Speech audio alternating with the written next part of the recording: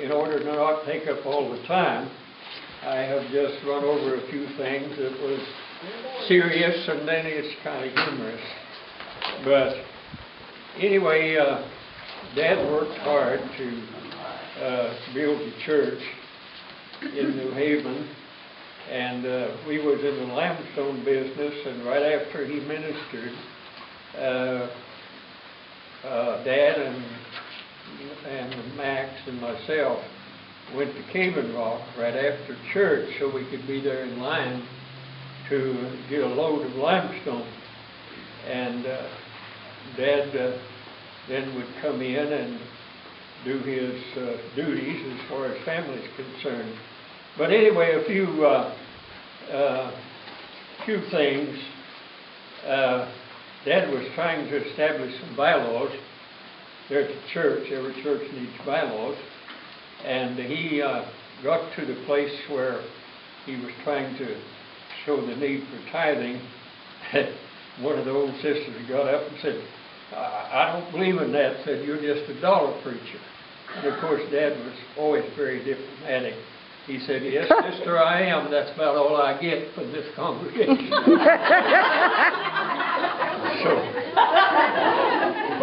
And then sometimes Dad would have so many things on his mind that he'd come up and shake hands, and he wasn't listening to what they said. And his Bible word was always good, that's good.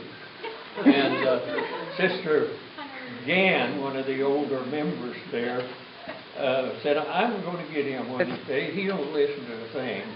And so he said, how are you, Sister Jan? And she said, oh, I almost died. I was in the hospital for so many days. And Dad said, good.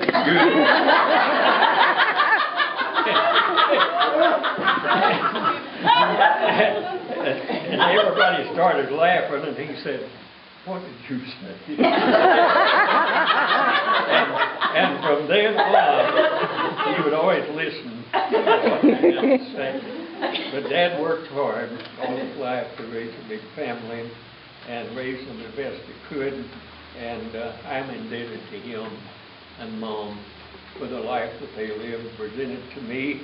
And it's a shame that I had to go the direction I went in order to get where they always wanted me. But then Mom was probably shorter than almost all her kids, and especially two of us, Andrew and myself. And I was a teenager and, smart now and all of that. And she asked me to do something, and I just nicked her off. And now, I don't remember this, but she tells it that she stepped on a stool and smacked my face really hard. I remember the smack. And I looked at her and I said, you better not do that again. So she just stepped up and does the same thing on the other side. And so I just kept quiet after that.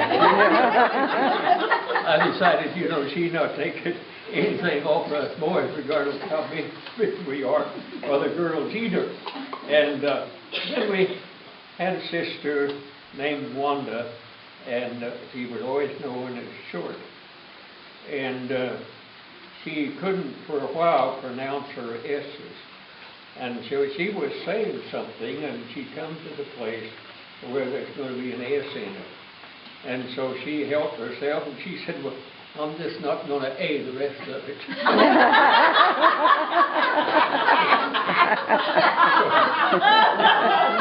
So anyway, we was taking her and to see her kids in Lincoln, and it was a hot day. We always stopped for ice cream, and she said, it's so hot, Roy, I want the biggest ice cream that I can get. And so we got the regular ones for all of us.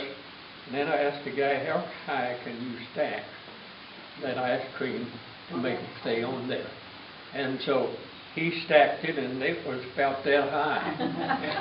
And I brought it to her, and now she had a time keeping that running all over her and licking the ice cream, but she got the job done.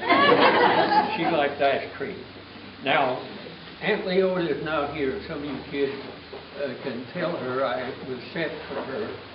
But I worked for Uncle Freeman on the farm, and I would always wake up to the frying of bacon, and I knew I was going to get a good breakfast. And I didn't know Aunt Leota could sing. Now, did any rest of you kids know she could sing? You just ask her to sing, ride no paint and leave no ball. And I'd wake up to that song. I don't even forget how it goes, but she probably knows. So you tell her that I'm sorry if I missed her. And then I have a brother named Andrew who always, especially when he was smaller, maybe the same thing, I don't know. But anyway, he gets in on half the conversation, and then he just makes up what he meant. I don't know if he was the same way now or not. Probably is. But anyway, he almost destroyed my marriage before I got married. And so anyway, anyway, we was talking. I bought my wife. We wasn't married at that time, and I bought her an engagement ring. We was talking about it, somebody said something about getting it out of a Cracker Jack box. And so when we came in and she showed off her ring, and Andrew said, well, I know where that came from. He got that out of a Cracker Jack box. I said there was two of them, and I don't know who he gave the other one to.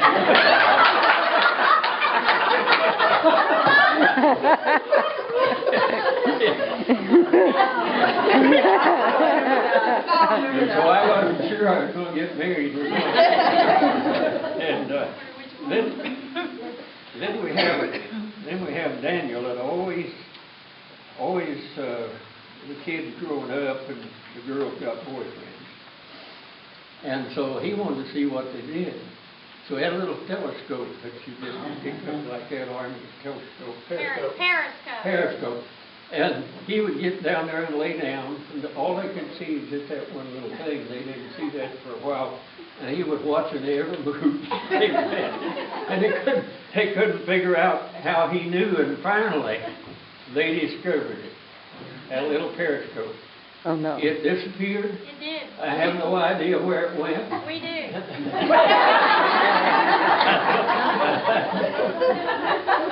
Thievery, right in our own house. Survival. But anyway, that was his pride and joy. And poor guy, he finally got over it, but he sure didn't miss his periscope. Oh, no. Final that story, I found one on eBay. And he found, but And it's at my house. Under lock and key. Yeah, I'm trying to teach Nathan how to use it. All right. A little late for some of them, but Yeah. But anyway, I wouldn't want to close this out without talking about my wife, 63.5 years, and How many minutes? she's, well, I forgot because Okay. she's 24 now. It's been a while. Yeah, okay. Okay.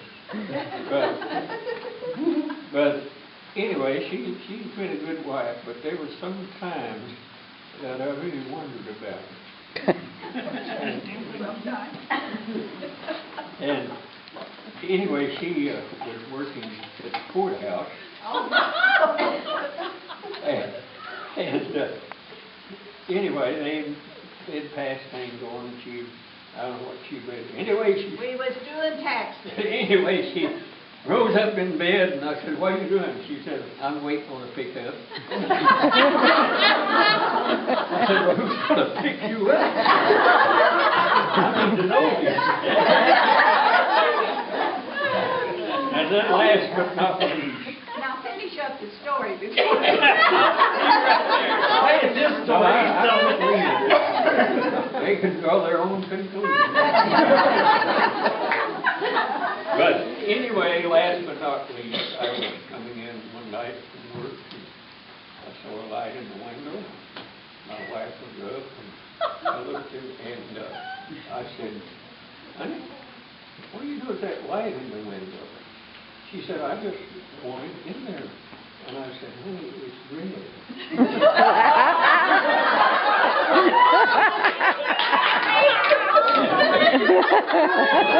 And I said, you know what that means? I said, you ever heard of red light district? I said, well, let's don't start one here. It's been a good life. It's been a good life, and I wouldn't take anything for it with my teaching, my upbringing, and all of that. And it has allowed me a lot of things. And actually, I'm really not supposed to be alive, stand up here. According to the doctors, I should have died right after December. And so far, I'm hanging on. And we look, and every test that I take, nothing has changed. But somewhere or other, I'm still able to walk, and I'm still able to talk. Some people go to church, they find out that I can still talk. Oh, yeah. And I'm like some of the others. We do need tape on the mouth sometimes. God bless you.